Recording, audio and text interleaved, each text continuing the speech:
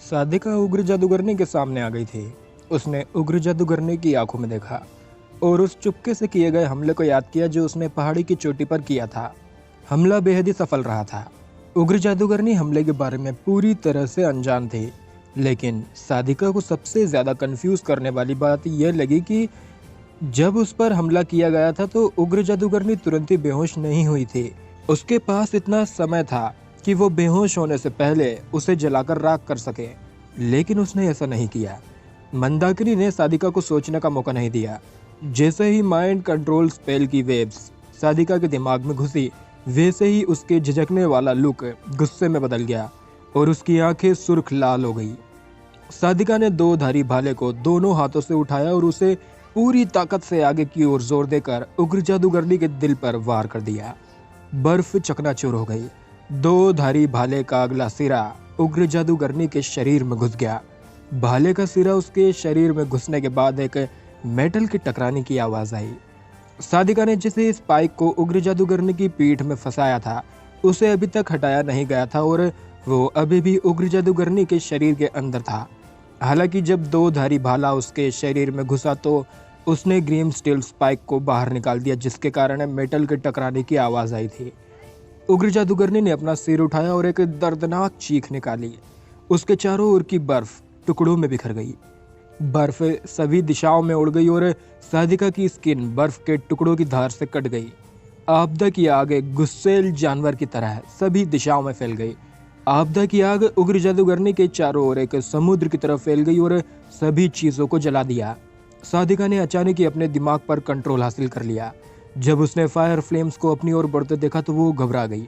उग्र जादूगरनी बर्फ के पिंजरे से मुक्त हो गई थी, जिसका मतलब था कि उसके पास बचने का कोई चांस नहीं था। उसका शरीर डार्क फ्लेम के प्रति इम्यून हो सकता है, लेकिन वो कभी भी आपदा की आग से नहीं बच सकती थी। आग की लपटें उसकी हड्डियों तक को राख कर देगी। जैसे ही सादिका की दिशा में फ्लेम्स बढ़ने लगे, उसने निराशा से अपनी आंखें बंद कर ली। हालांकि काफी देर बाद भी उसे गर्मी का एहसास नहीं हुआ। उसने अपनी आंखें खोली और पाया कि उसके आसपास की जगह फायर फ्लेम्स से घिरी हुई थी, लेकिन उसके पास थोड़ी सी भी आग नहीं दिखाई दे रही थी। फ्लेम्स के समुद्र के बीच एक अजीब सी खाली जगह थी। उग्र जादूगरनी ठीक उसके सामने खड़ी थी। बस एक साधारण विचार और उग्र जादूगरनी उसे आसानी से जलाकर राख कर सकती थी। हालांकि सादिका ने देखा कि उग्र जादूगरनी एक हाथ से दो धारी भाला पकड़े हुए थी और दूसरे हाथ से फैलती आपदा की आग को कंट्रोल करते हुए उन्हें उससे दूर कर रही थी। सादिका ये देखकर दंग रह गई। उसे विश्वास ही नहीं हो रहा था कि वो क्या देख रही थी।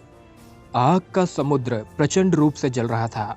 आकाश में बादल भी धू धू कर जल उठे थे, फिर भी एक भी फ्लेम उसके पास तक नहीं पहुंची थी। ये क्या हो रहा है? Psychic element? तुम्हारे पास साइकिक एलिमेंट कैसे है? बालकनी पर आर्यन ने चिल्लाते हुए कहा। मंदाकिनी लंबे समय से एक एडवांस्ड मैजिशियन थी और उसे टैलेंटेड भी माना जा सकता था, लेकिन अग्नि आपदा के बाद आग के जहर के कारण उसके कल्टीवेशन में कभी सुधार नहीं हुआ था, जिससे वो सालों से पीड़ित थी। आर्यन को साफ याद था कि मंदाकिनी का प्राइमरी एलिमेंट फायर था, जबकि उसका सेकेंडरी एलिमेंट अर्थ और एडवांस्ड स्पेस था। मंदाकिनी के पास साइकिक एलिमेंट की पावर का यूज करने का कोई भी तरीका नहीं था। बेवकूफ, वो मंदाकिनी नहीं है। आदर्श ने खुद पर कंट्रोल पा लिया और चिल्लाते हुए कहा। सफेद पट्टियों में वो व्यक्ति खड़ा था।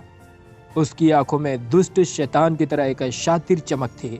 वो बोल नहीं रही थी, लेकिन भयानक हंसी हंसने लगी उस उग्र जादूगरनी को देखकर जिसे स्पाइक से हिट किया गया था। आदर्श गुस्से में जल रहा था। वो आखिरकार समझ गया कि राधा सभी को क्या बताने की कोशिश कर रही थी जब उसने सादिका को उग्र जादूगरनी के डोमेन की ओर जाते हुए देखा था। अगर वो मां नहीं है तो वो कौन है? सादिका फायर फ्लेम्स के बीच में खड़ी सोच में खोई हुई थी। जब सफेद पट्टियों में उस व्यक्ति ने उस पर साइकिक स्पेल कास्ट किया तो वो जानती थी कि वो महिला उसकी मां नहीं थी। वो अपनी मां को अच्छी तरह से जानती थी और उन एलिमेंट्स को भी जानती थी जिन्हें उसने अवेक किया था। उसकी मां ने कभी भी साइकिक एलिमेंट को नहीं जगाया था। उसकी मां का प्राइमरी एलिमेंट फायर, सेकेंडरी अर्थ और एडवांस्ड स्पेस था। उग्र जादूगरनी में भी स्पेस एलिमेंट की पावर है। सादिका को एक बड़ा झटका लगा और उसका दिमाग घूमने लगा। मुझे उग्र जादूगरनी पर हमला करने के लिए क्यों कहा गया? उग्र जादूगरनी ने केवल राधा को ही क्यों पकड़ा जब वो आसानी से अपना बदला ले सकती थी? क्यों? साधिका, क्या तुम अंधी हो? क्या तुमने नहीं देखा कि वो डार्क फ्लेम के अपने डोमेन को वापस ले रही थी? तुम बेवकूफ हो, बेवकूफ लड़की। अगर वो सच में तुम्हें मारना चाहती थी तो वो आसानी से तुम्हारे जैसे 10,000 को जलाकर राख कर सकती थी। आदर्श ने गुस्से में फटते हुए कहा। अगर साधिका होशियार होती, अगर वो अधिक चौकस होती तो उसे पता चल जाता कि उग्र जादूगरनी डार्क फ्लेम को कंट्रोल कर रही थी। सफेद पट्टियों वाला व्यक्ति जानता था कि साधिका ही एकमात्र व्यक्ति है जो उग्र जादूगरनी को मार सकती है, क्योंकि उग्र जादूगरनी ही साधिका की माँ असली मंदाकिनी थी। साधिका की माँ होने के नाते वो अपनी ही बेटी को क्यों नुकसान पहुंचाएगी? उग्र जादूगरनी मनुष्यों के प्रति फ्रेंडली थे। ऐसा इसलिए था क्योंकि वो खुद एक इंसान हुआ करते थे। वो बेहद ही पावरफुल थे, लेकिन वो साधिका द्वारा घायल हो गई थी।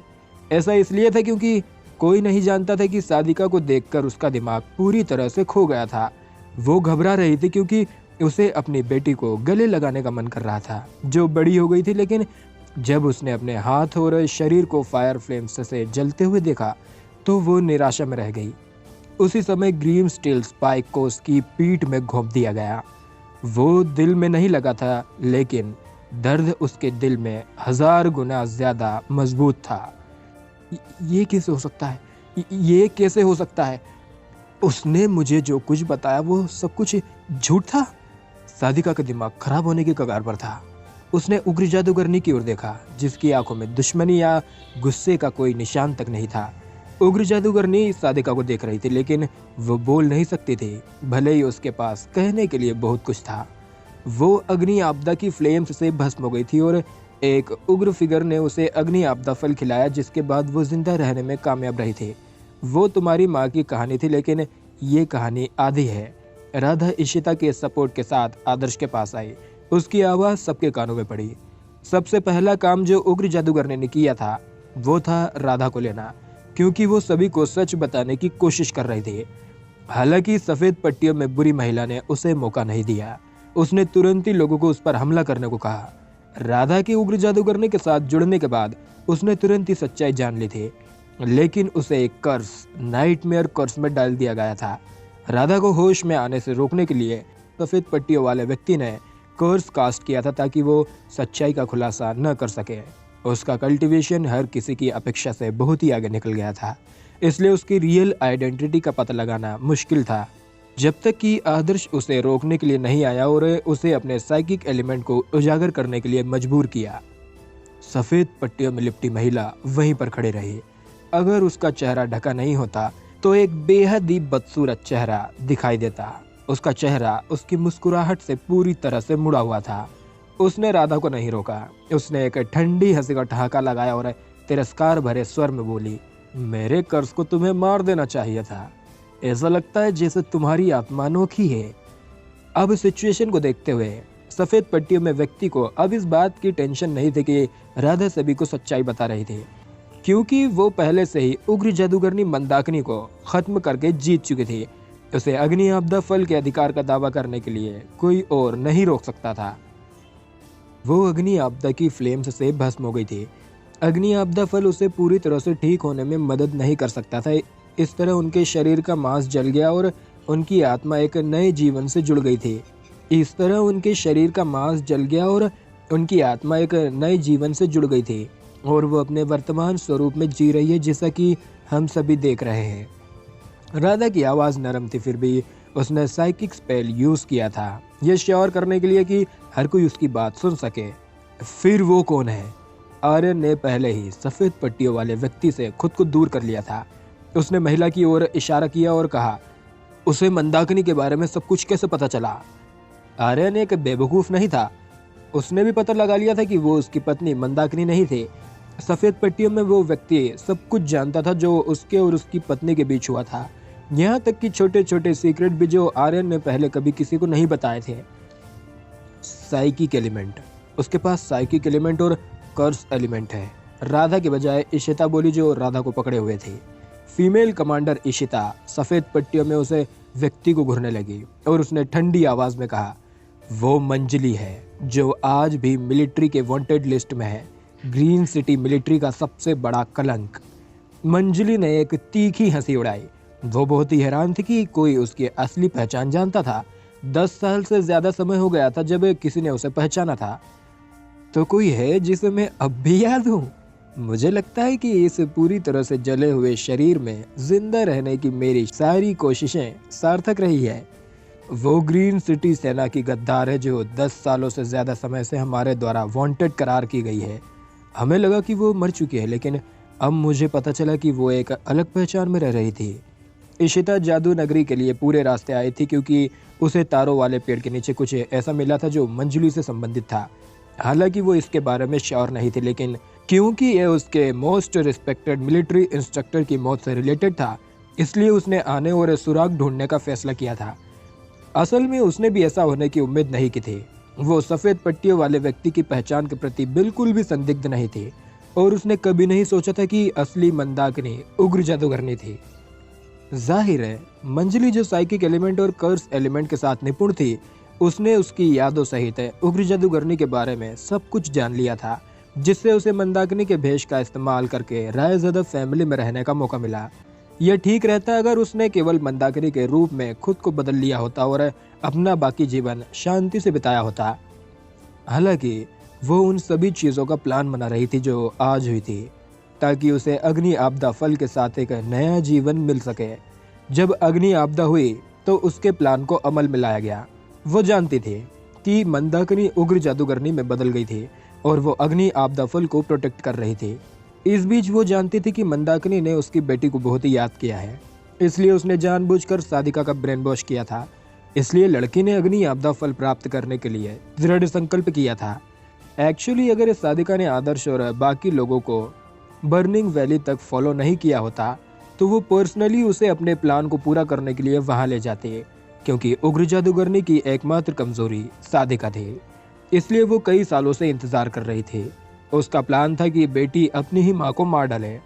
हर कोई जिसने अब सच्चाई जान ली थी डर के मारे कांप उठा। ठंड उनकी हड्डियों में इस कदर घुस गई कि उनके रोंगटे खड़े हो गए। जब तुम अग्नि आपदा से जल गई थी तब उसने तुम्हारी जान बचाई और तुम्हारे जीवन को बनाए रखने के लिए हर संभव कोशिश की, लेकिन तुमने उसे इस तरह के शातिर तरीके से फंसाया। तुम्हारा दिल एक घातक सांप और बिच्छू की तरह है। नहीं, तुम तो सांप और बिच्छू से भी ज्यादा जहरीली हो, जिसे कोई दया नहीं है, राधा ने गुस्से से कांपते हुए कहा। एहसान फरामोश होना पहले से ही एक बेरहम काम था, लेकिन मंजली ने उग्र जादूगरनी की बेटी को ही उसके दिल में छुरा घोंपने के लिए मजबूर किया था, वो भी 2 बार। जब हर कोई बहुत ही दुखी महसूस कर रहा था तो मंजली हंस रही थी। उसकी तेज हंसी शायद इस दुनिया में अब तक की सबसे खराब आवाज थी। उसकी आवाज सबके कानों में चुभ रही थी। जब साधिका ने उसके डोमेन में कदम रखा था तो उग्र जादूगरनी ने डार्क फ्लेम को वापस ले लिया था। वो अपनी बेटी को नुकसान पहुंचाने के लिए तैयार नहीं थी, भले ही इससे उसकी जान चली जाए।